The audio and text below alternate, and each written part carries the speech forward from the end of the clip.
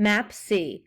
Before Alexander's invasion, the Persian Empire was the largest empire in the region.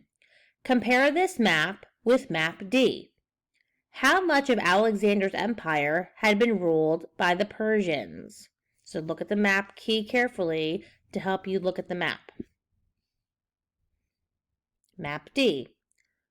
To conquer his empire, Alexander led his armies through scorching deserts and across steep mountains. In some areas, Alexander moved his troops along roads the Persians had built. Okay, let's now go back and read through the captions that are on these maps. So on map C, it says 338 BC, weakened Greece falls to Macedonia. Now on map D, we're going to read them in chronological order. So in 331 BC, over here, Persian army is defeated by Alexander and his troops.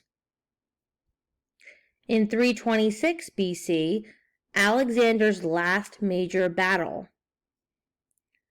In 326 BC as well, Alexander's troops refused to march farther east. And then in 323 BC, Alexander dies.